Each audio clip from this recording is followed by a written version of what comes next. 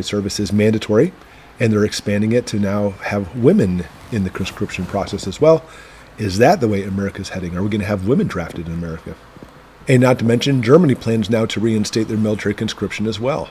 And to understand that situation, because we're talking about a world dynamic here, Germany is in big trouble. Not only is their industrial complex collapsing, but they've admitted that they've given away pretty much all of their military armament and weapons and ammo and such to Ukraine, and they're in big trouble. They cannot get people to join their military. They're hurting, so they're going into conscription as well. So another comparison, how are we doing in the military in the United States? Do we have everybody filling the billet as far as what we need? Not even close. So let's go to our friends, the Selective Service System. And right now it says there is no draft at present. However, in the event of a national emergency which requires a draft, the following sections provide information of those sequence of events, etc. And you can go to their website and check it out. And the main thing I just want to point out for a second here is draft authorization, Congress and the President. Congress and the President.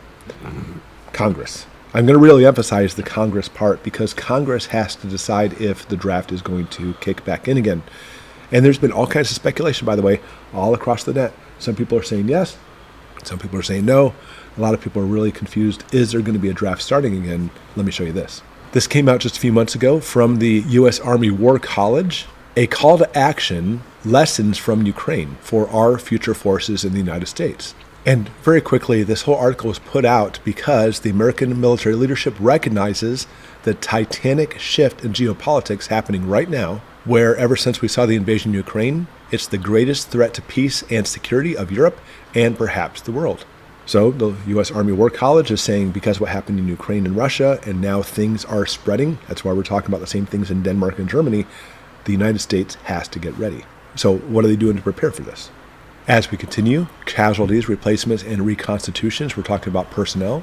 The war in Russia and Ukraine is exposing significant vulnerabilities in the Army's strategic personnel depth and the ability to withstand and replace casualties. This is amazing they planned this, obviously. The Army Theater medical planners may anticipate a sustained rate of roughly 3,600 casualties per day, ranging from those killed in action to wounded in action or suffering disease or other non-battle injuries. They have a 25% predicted replacement rate. The personnel system will require 800 new personnel every single day. And for context, the U.S. sustained about 50,000 casualties in 2 decades of fighting in Iraq and Afghanistan. Okay, hold on, there's more.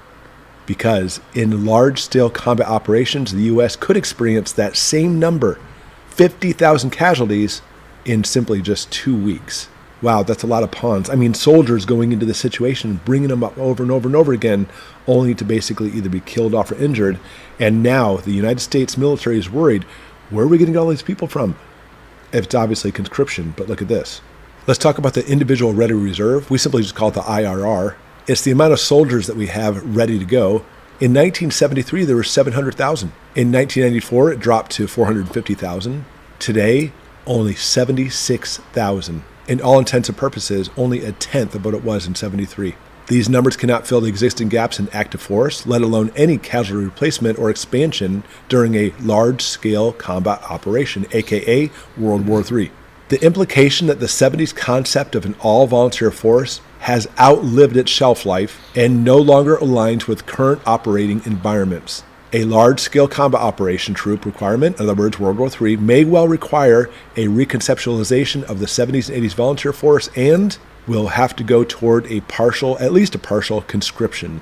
So the U.S. War College is planning this. They're looking at conscription. They're looking at basically having a draft again.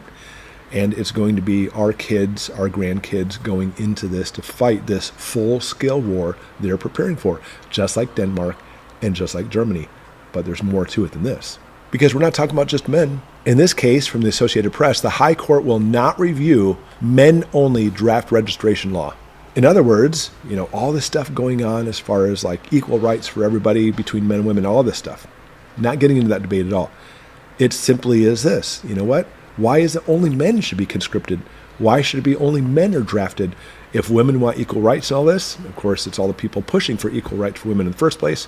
Well, obviously, we're going to have to conscript women as well. Is that what's coming here in America? It is in Denmark. And look at this. This first paragraph tells it all. The Supreme Court said Monday that, at least for now, it'll be up to Congress not the court, to decide whether the change the requirement that only men must register for the draft. It's one of the few areas of federal law where men and women are still treated differently. Long story short, Congress is weighing in whether to change the Selective Service, which requires men but not women to register for the draft when they turn 18. Now, granted, this article was a couple years ago, but it is something we have to look at because it's not up to basically the legal system, the judicial system, the laws to say that's the case. It's up to Congress. Remember I talked at the very beginning that if we're going to be looking at a selective service basically going into conscription in the first place, who's it up to?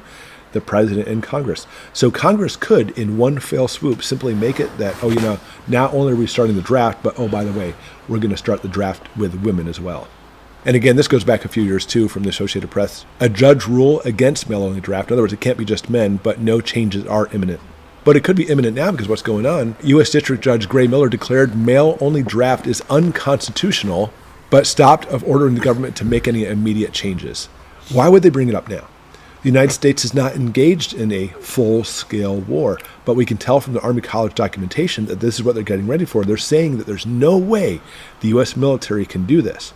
And if we're heading into a full-scale war, I just like to call it World War III, everything taking place. It's not simply just little battles here and there, but we're seeing all kinds of sides coming against each other. There's going to be a draft. They're guaranteed to have a draft, and it's not going to be just... Shalom, shalom, all praise and glory and honor to Yahweh, Bahashem, Yahweh Shai, Bahashem, Rakakudash. Shalom, Nobakariam, Shor, Yasharala. Double honors to my apostles and elders of Great Millstone who rule well. And shalom to the whole elect out there and the elect lady. All right? And as you can hear, you women, you want your rights.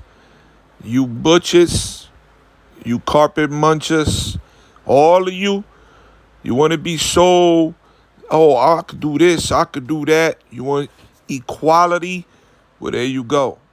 A lot of you women are going to get drafted as well. All right?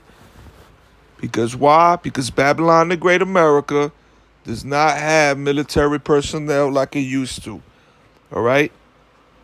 This place is deteriorating. The Heavenly Father has wounded the whore. All right? Yahweh Shem Yahushua has wounded the whore. In every level, economical, morally, everything. All right? And it's just shameful spewing, as Habakkuk the prophet spoke about. Isaiah 47. All right? All of you about to go into this war, man. You want to be tough, guys? Well, let's go to it real quick. All right? The draft is coming, and we've been speaking about that. Start with the apostles on down. Been going into this. All right? Let me go into, what is it? I think it's around here. Let me see if I can get it right. Hold on. All right. Right. This, 2nd Ezra 16 and 31. Even so, in those days, there should be 3 or 4 left by them that search their houses with the sword. And the earth shall be laid waste, and the fields thereof shall wax old, and her ways and all her paths shall grow full of thorns, because no man shall travail therethrough. The virgins shall mourn, having no bridegrooms. The women shall mourn, having no husbands. Their daughters shall mourn, having no helpers. In the wars shall their bridegrooms be destroyed, and their husbands shall perish of famine.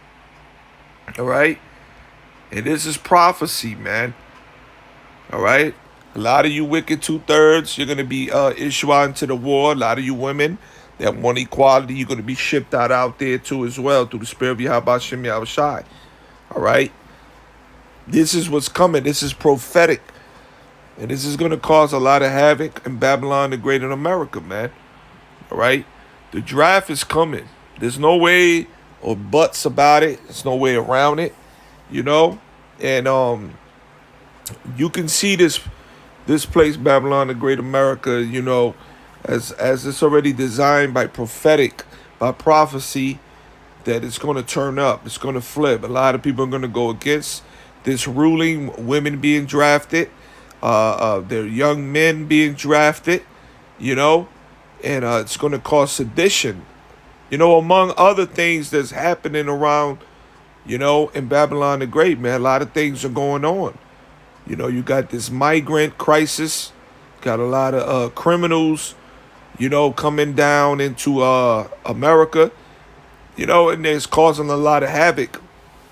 You know, so man, look, the Heavenly Father's visiting this place, man. You know, and a lot of you men are going. The draft is coming, man. So be prepared. We've said it through the spirit of Yahweh Shem Yahushua, man. Call Allah Yahweh Shem Yahushua. All praise and glory and honor to Yahweh Hashem Yahushua. Double honors to my apostles and elders of Great Millstone who rule well. And shalom to the old elect out there and the elect lady, man. Shalom.